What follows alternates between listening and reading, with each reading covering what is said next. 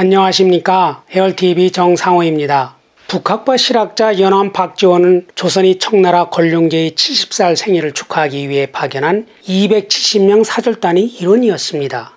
1780년 5달 동안 한양, 베이징, 열하를 왕복하는 7,000여리의 길이었지요.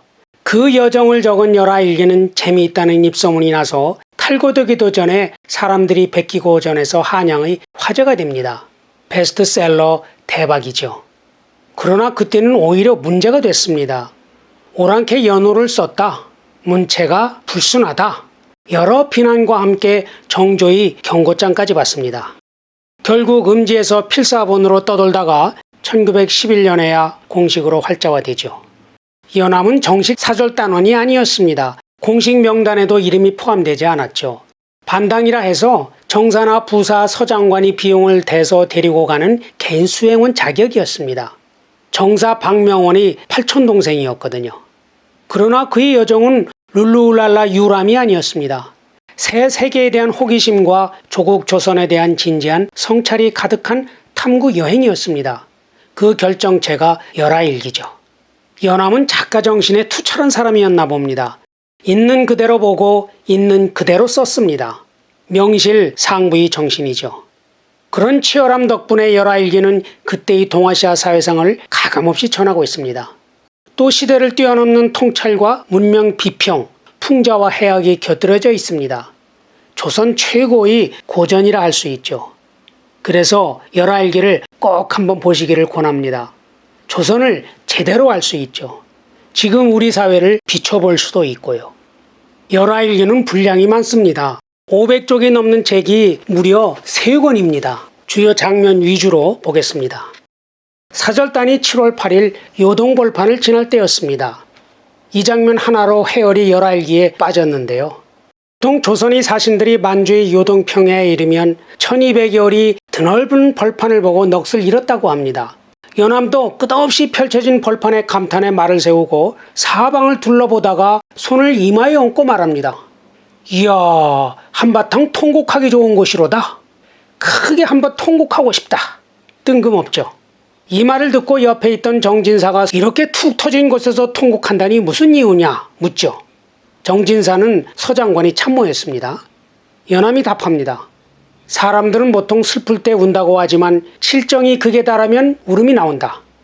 칠정은 유학용어인데요. 슬픔, 기쁨, 분노, 사랑 등 모든 감정을 뜻한다고 보면 되죠. 그러자 정진사가 나도 따라서 한바탕 울고 싶은데 칠정 가운데 어느 정에 감동받아 울어야 합니까? 연암이 답합니다. 갓난아이에게 물어보시게. 갓난아이가 처음 태어나 칠정 중 어느 정에 감동하여 우는지. 그러면서 갓난아이가 우는 이유를 설명합니다. 갓난아이가 어머니 태중에 있을 때 캄캄하고 막히고 좁은 곳에서 웅크리고 부대끼다가 갑자기 넓은 곳으로 빠져나와 손과 발을 펴서 기지개를 켜고 마음과 생각이 확 트이게 되니까 참소리를 질러 억눌렸던 정을 다 크게 씻어낸다. 이런 말이죠. 엄마 뱃속은 조선이라는 좁은 공간을 상징하는 것이죠. 단순히 지리적 공간만을 뜻하는 것이 아니라 성리학 외에 다른 사상을 배척하는 조선 사회에 대한 답답함과 외로움이기도 하고요.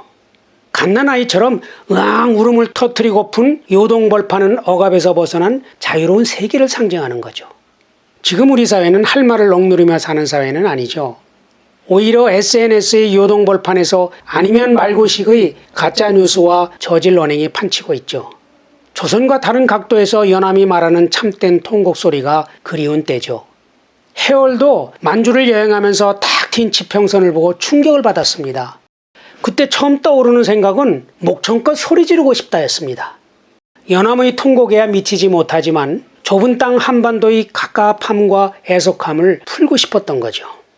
열하일기의 시작은 도광록 강을 건너는 기록인데요. 첫 문장부터 색다릅니다. 후삼경자 우리 임금 4년 청나라 건룡 45년 6월 24일.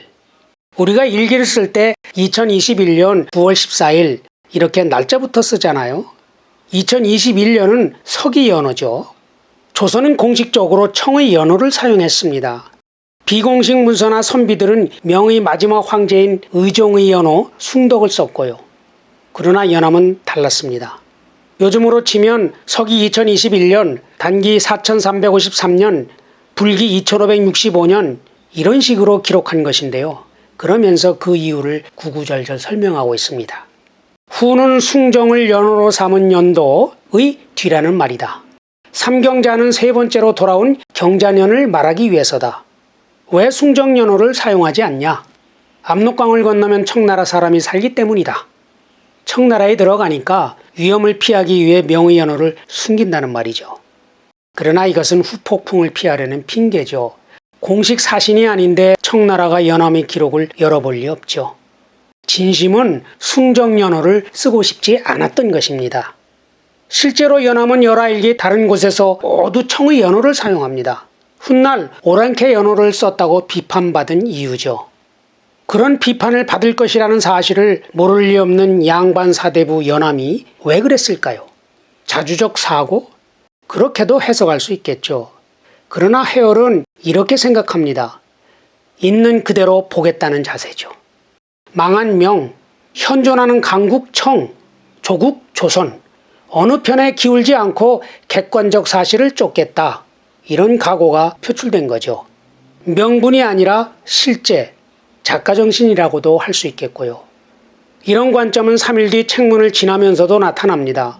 책문은 말뚝을 박아 국경선을 표시한 곳인데요. 청나라 가장 동남쪽에 있는 변두리 마을이죠. 변방 국경 시골이니까 볼만한 게 뭐 있겠습니까?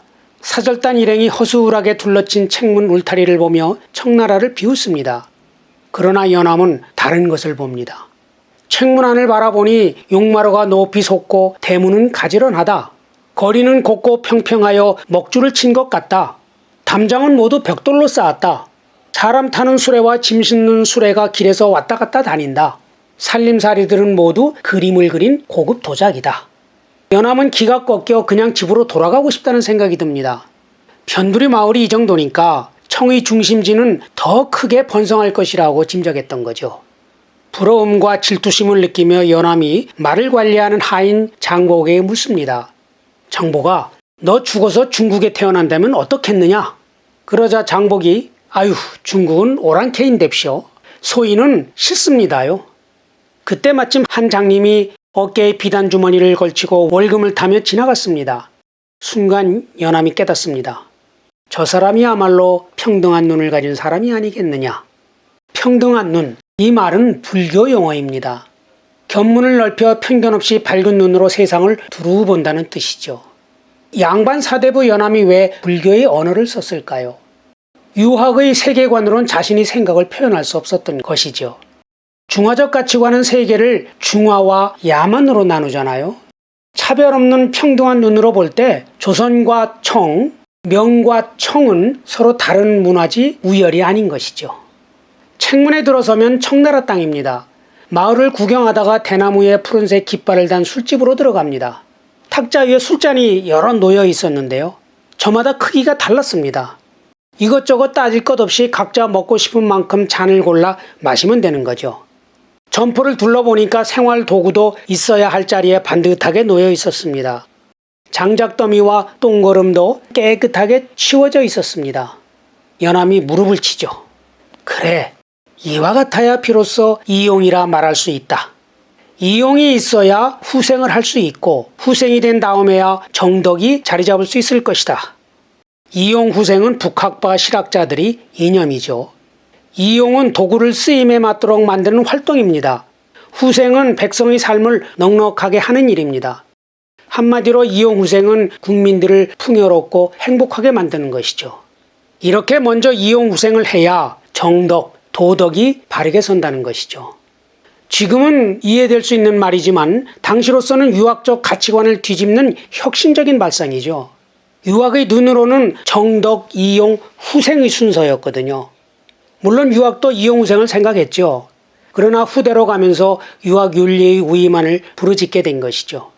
실학자들은 그런 명분론에서 벗어나 배가 고프지 않아야 윤리도 선다. 경제 우위를 지향했습니다. 자연과학을 도입하자. 중소상공업을 육성하자. 해외 통상을 증진하자. 이런 실용적인 정책을 주장한 것이죠.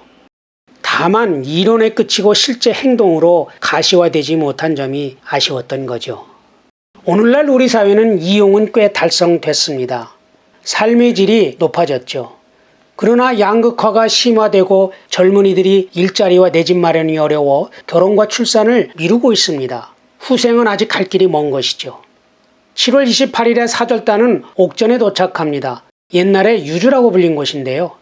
이곳에는 고려부라는 마을이 있었습니다. 병자호란 때 끌려온 조선 사람들이 무리지어 살고 있었죠. 인근에는 논이 없는데 이곳에서는 벼를 심고 떡과 엿이 있었다고 합니다. 조선의 풍습을 간직하고 있었던 것이죠. 그런데 이 마을 인심의 변화가 눈길을 끕니다. 처음에는 조선의 사신들이 오면 반가워서 눈물을 흘리는 사람들도 많았다고 합니다. 사절단이 말몰이꾼들이 이것을 악용해 술과 음식을 공짜로 먹고 물건을 훔치기도 했다고 하죠. 그러자 나중에는 고려부 사람들이 사신단에게 술과 음식을 잘 팔지 않습니다. 팔더라도 바가지를 씌우고 선불을 요구하죠. 사절단은 사절단대로 감정이 상했죠. 지나가면서 하인들이 큰 소리로 욕을 합니다. 내 놈들은 고려의 자손들로 너희 할애비가 왔는데도 나와서 절을 하지 않는 게냐? 그러면 고려부 사람들도 맞받아서 욕설을 퍼붓습니다. 이런 딱한 모습을 보고 연암이 평하죠. 사정이 이렇건만 우리나라 사람들은 고려보의 풍속이 아주 나쁘다고만 하니 한심한 일이다. 역시 있는 그대로 보는 것이죠. 그런데 무엇보다 눈에 띄는 것은 연암의 왕성한 호기심과 자유분방함입니다. 심양에 도착했을 때였습니다. 성곽 안의 번화함과 시장의 풍성함에 연암의 눈이 휘둥그레집니다. 골목 구석구석을 살펴보지 않을 수 없죠. 밤에 스며시 혼자 빠져나가며 하인 장보에게 일러듭니다. 혹시 누가 나를 찾으면 측간에 갔다고 둘러대거라. 이번에는 통원보에서 숙박할 때였습니다. 새벽에 비가 많이 내려 길을 가지 못하고 숙소에 머물고 있었죠. 시간을 때우려고 일행이 투전판을 벌였습니다. 연암은 솜씨가 서툴러 판에 끼지 못하고 술만 마시고 있었죠. 그때 벽 사이로 주인 여자의 말소리가 들려옵니다. 간드러지고 애교 있는 소리가 너무나 매력적이었습니다. 연암이 절세 가인이겠구나 생각합니다. 담뱃대에 불 붙인다며 부엌으로 가죠. 부엌에 50이 넘어 보이는 한 부인이 걸상에 앉아 있었는데 얼굴이 아주 험상궂고 못생겼더랍니다. 그때 연암이 어떻게 했느냐?